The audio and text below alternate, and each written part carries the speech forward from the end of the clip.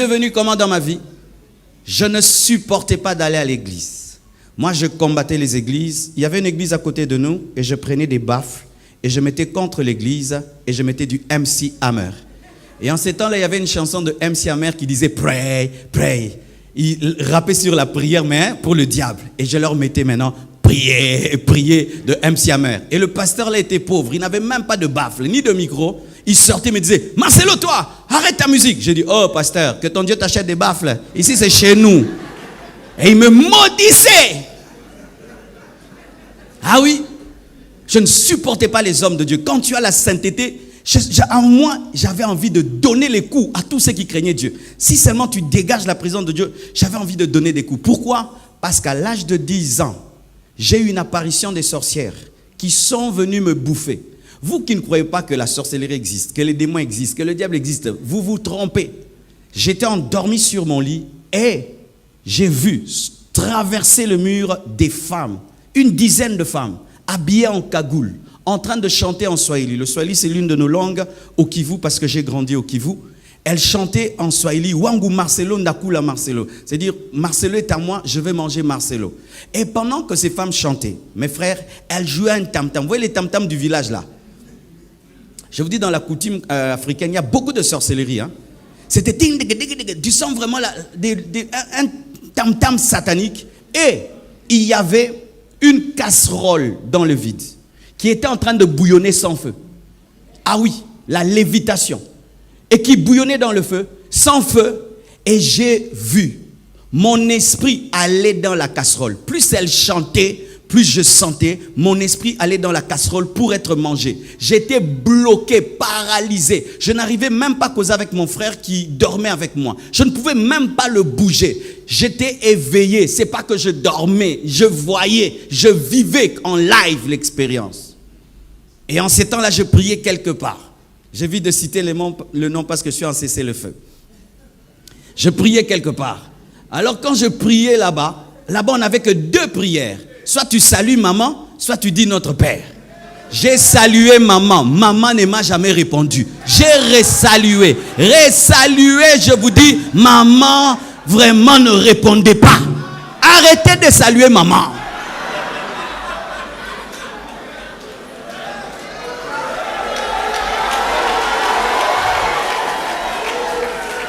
Moi, j'ai salué, je l'ai salué, mais la puissance des ténèbres était toujours là. Et puis j'ai pris ma deuxième prière que nous avons enseignée là-bas. Notre Père qui es aux cieux, que ton nom soit sanctifié, que ton règne vienne. Quand j'ai dit que ton règne vienne, à l'instant, elles ont disparu. La casserole a disparu. Ça, c'est une vraie prière. Ça, c'est la prière de la Bible. Ça, c'est la prière de la Bible. Mais malgré qu'elles ont disparu, je ressentais leur présence. Et j'ai couru voir mes parents. En ces temps-là, mes parents ne priaient pas. Ils ne connaissaient pas Dieu. Et j'entre dans leur chambre. J'avais 10 ans. J'étais un garçon très fier. Mais j'entre dans la chambre. Je dis, il y a des démons qui m'attaquent. Les sorciers sont là. Ils ont cru que c'était le rêve d'un enfant. Chers parents, faites très attention. Lorsque vos enfants vous racontent leurs rêves et leurs cauchemars, il se peut qu'ils vivent des expériences réelles, mais vous rationalisez tout. Et alors ils me disent, alors qu'est-ce que tu as fait pour qu'ils puissent partir? J'ai salué maman, ça n'a pas marché. Et puis j'ai dit notre Père, ça a marché. Ok, va rentrer. Et puis si ça vient encore, tu pries notre Père. J'ai dit jamais. Et puis ça ne marchait pas encore. Je vais dormir entre vous. Quand j'ai dit, je vais dormir entre vous, ils ont dit non. Marcelo est très fier. Jamais il nous a proposé ça. Comment il peut accepter là? Donc c'est réel. J'avais la chair de poule. Et puis ils m'ont emmené. Il y avait 2 personnes qui habitaient chez nous qui étaient de la famille, mais qui étaient dans le fétichisme. Et quand ils m'ont emmené chez elles, elles ont dit, nous sentons des présences maléfiques. Et pendant que je parlais, je voyais en vision un homme blanc et une femme noire qui me parlaient, qui me disaient, qu'est-ce que tu penses? Parce que tu leur dis, nous finirons par t'avoir. Et moi, je devenais l'interprète. Je commençais à dire, on me dit ceci, on me dit cela. J'étais comme entre ces esprits et ma famille.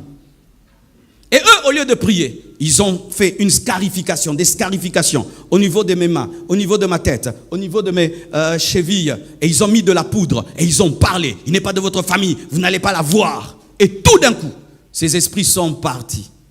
Et moi, j'ai oublié. Mais vous savez, de l'âge de 10 ans à 15 ans, j'étais rempli d'une haine pour Dieu. Je ne savais pas pourquoi. Donc si tu es pasteur, j'ai envie de te taper. Si tu me prêches, j'ai envie de te chiffler. Je ne supportais pas les choses de Dieu. Mais partout où j'allais, j'étais leader. Si je vous trouve en train de jouer au foot, je vous dis, donnez le ballon ici. Vous allez me donner. Je vais vous commander. Partout où j'allais, je disais, je suis leader. Alors que c'était des démons. Il y avait dans mon cœur une pierre, je vous dis une pierre. Un orgueil contre Dieu, comme si Dieu était mon égal. Je ne pouvais pas m'humilier devant lui. Des fois même on venait nous prêcher à la maison. Si tu me prêches, je viens, je m'assieds sur la coudoir où je vais me changer. Je porte une courte culotte si tu es une fille et je suis là, je te distrais. J'allais même dans les églises pour draguer les filles. Tu t'imagines ça? Et alors comment j'ai été transformé, mes frères?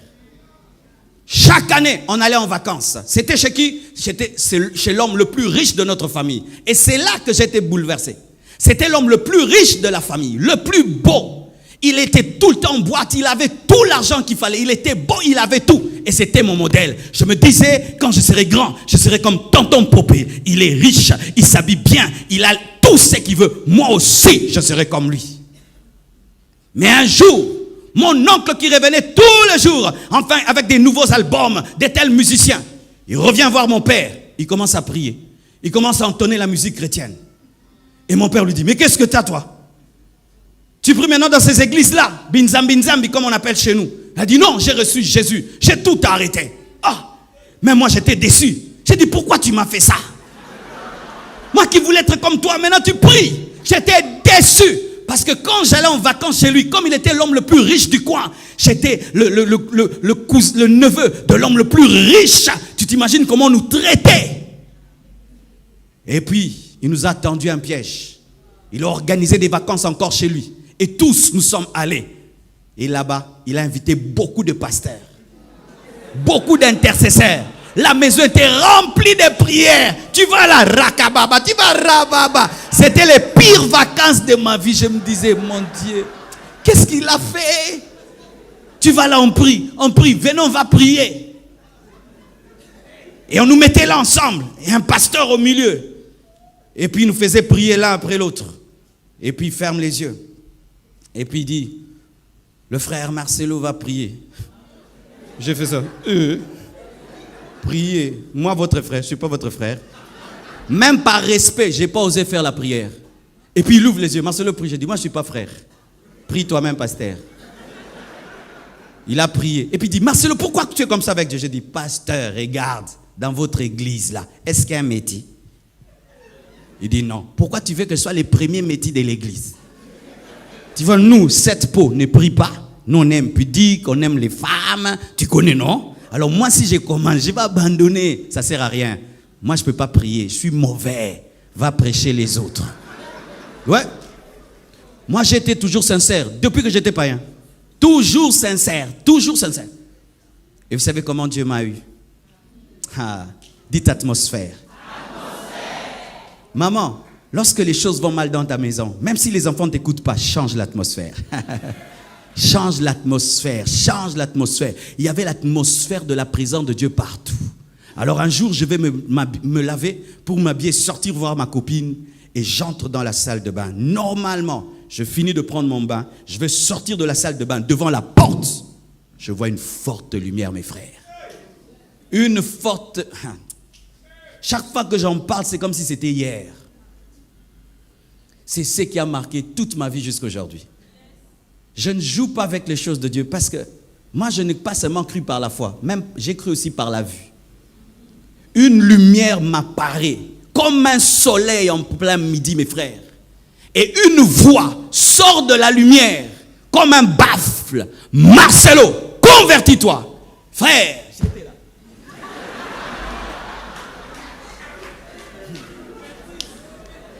J'avais mon essuie sous mes reins. Et j'étais là. Il se dégageait de cette présence deux choses, la sainteté et l'amour. La sainteté me repoussait, mais l'amour me retenait. J'avais envie de fuir et de rester. Je sentais à la fois qu'il m'aimait beaucoup, mais je sentais à la fois qu'il était trop pur pour que je reste là. Il m'a dit, Marcelo, convertis-toi. Et j'ai répondu à la voix. On se convertit comment?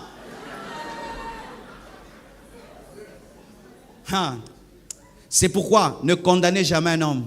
Vous ne savez pas ce qu'il vit dans le secret.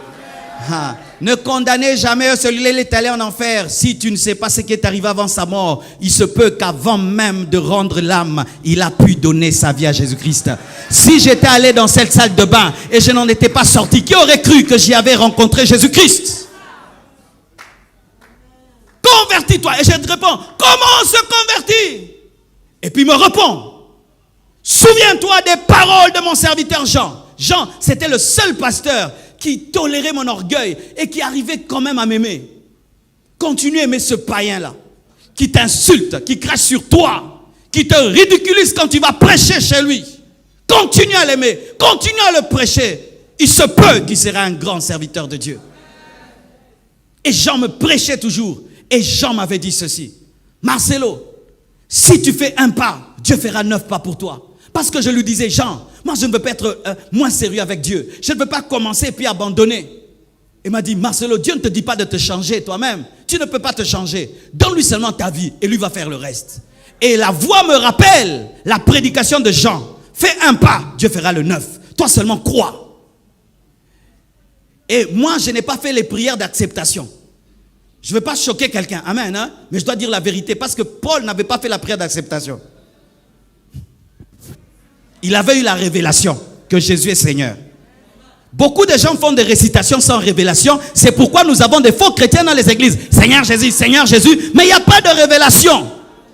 Quand cette voix m'a parlé et m'a dit, souviens-toi des paroles de mon serviteur Jean. Et je me suis directement souvenu que Jean m'avait dit, si tu fais un pas, Dieu fera 9 pas. Mes frères, je ne sais pas ce que j'ai dit.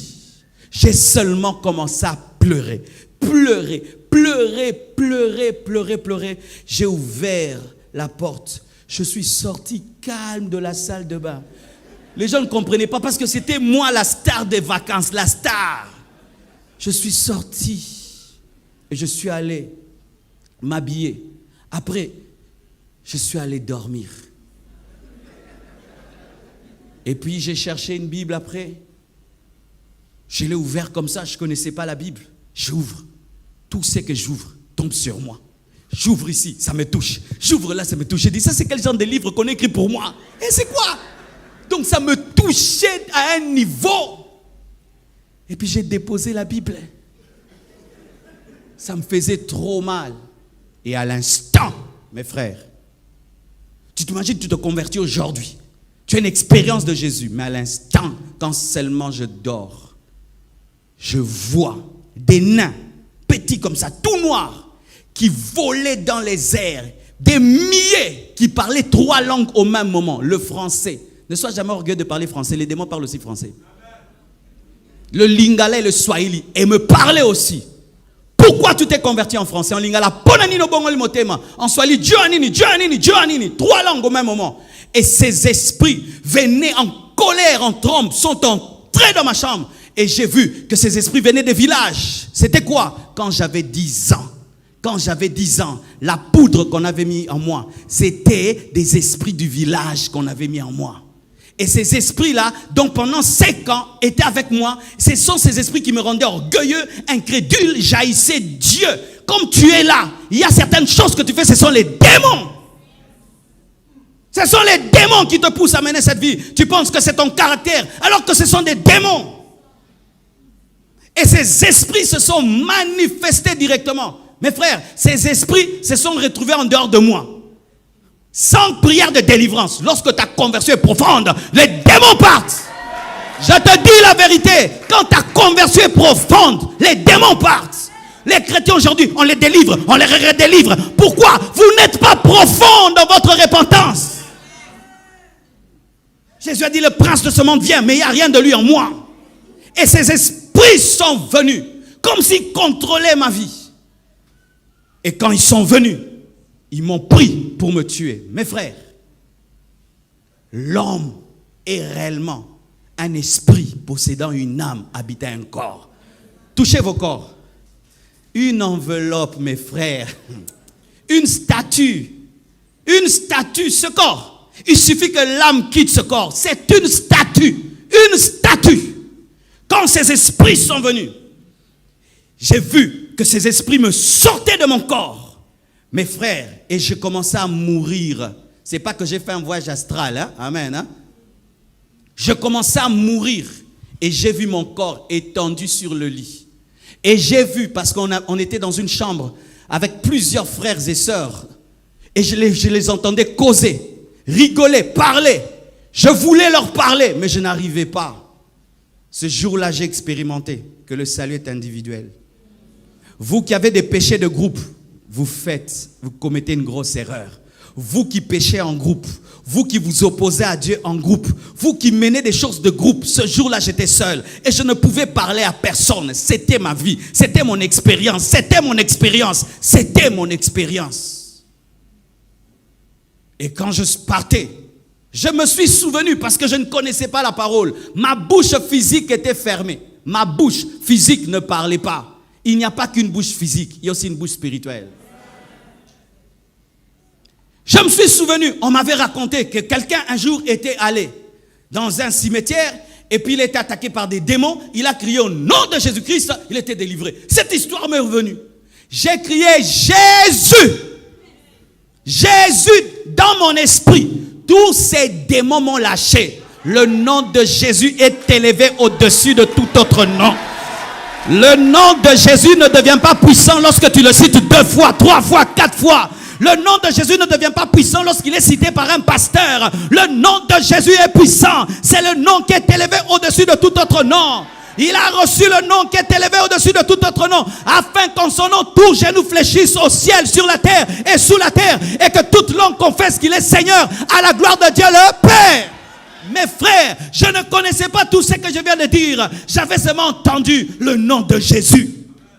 Quand j'ai dit Jésus, ces esprits m'ont lâché et je suis retombé dans mon corps. Mes frères, ce corps pèse. Ce corps, il pèse. Je suis retombé. J'étais un bébé. J'ai crié, les démons sont là. Tout le monde a fui. Tout le monde. Sortez-moi aussi. Je les délivrais, mais j'ai fuyé.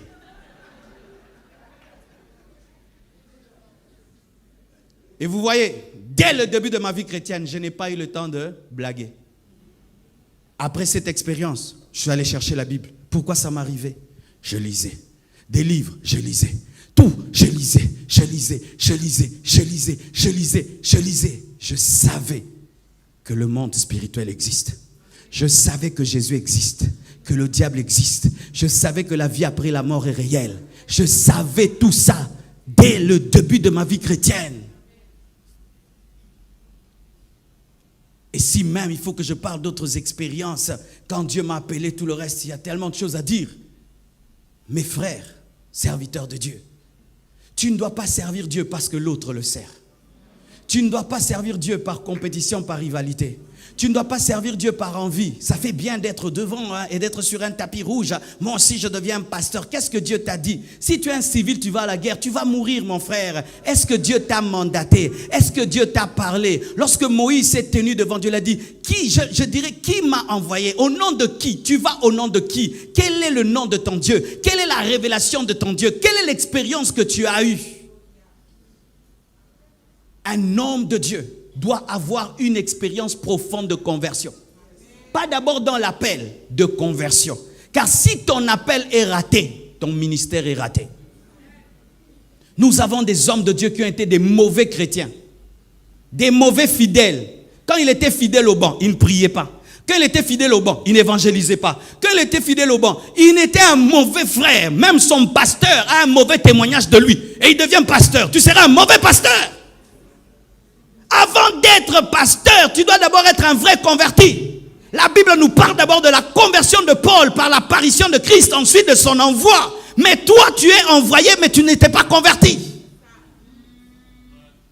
Ainsi, nous avons des bébés spirituels, nous avons des hommes charnels et même des païens devenus pasteurs parce qu'ils parlent bien, il a fait la théologie, il parle le grec, l'hébreu, il parle toutes ces choses, mais pas d'expérience. Et sachez que si tu n'as pas eu une expérience, tu n'amènerais pas les autres à cette expérience-là. C'est pourquoi tu vois un pasteur, il néglige les nouvelles naissances à l'église.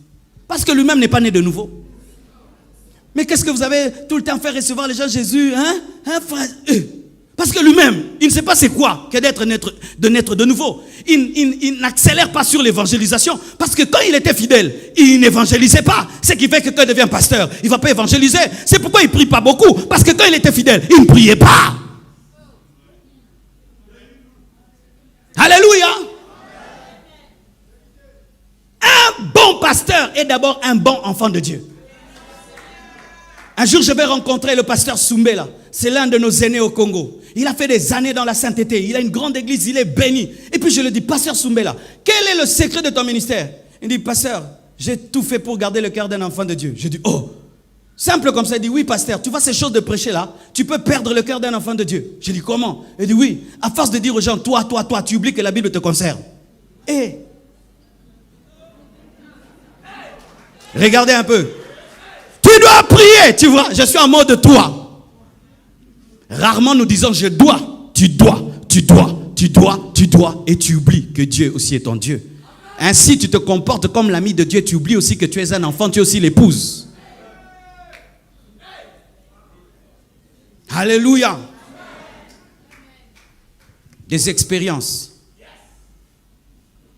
Un jour, j'étais en train de prier et puis je vois un ange qui m'apparaît. Il est venu comme un examen et me dit, Marcelo demande 4 choses. Maintenant, du coup, je devais répondre. Pas dire demain, maintenant. Et j'ai demandé 4 choses. Et puis il me dit, tu as bien répondu. Je t'ajoute la gloire et la richesse. Il a disparu. Ça, j'ai vécu ça. Dieu n'est pas que le Dieu de Salomon, mes frères. Dieu n'est pas que le Dieu de Salomon. Dieu, moi aussi, j'avais demandé. Je peux même te dire les 4 choses que j'avais demandé. Je peux te dire? Quand il m'est apparu, il m'a dit, demande 4 choses. J'ai dit, je demande une communauté de 100 000 personnes. Et puis j'ai dit, je demande un réveil mondial. Et puis j'ai dit, je demande le salut de toute ma famille. Et puis j'ai ajouté, je demande, après avoir prêché aux autres, que moi-même sois sauvé. Très important. Alléluia.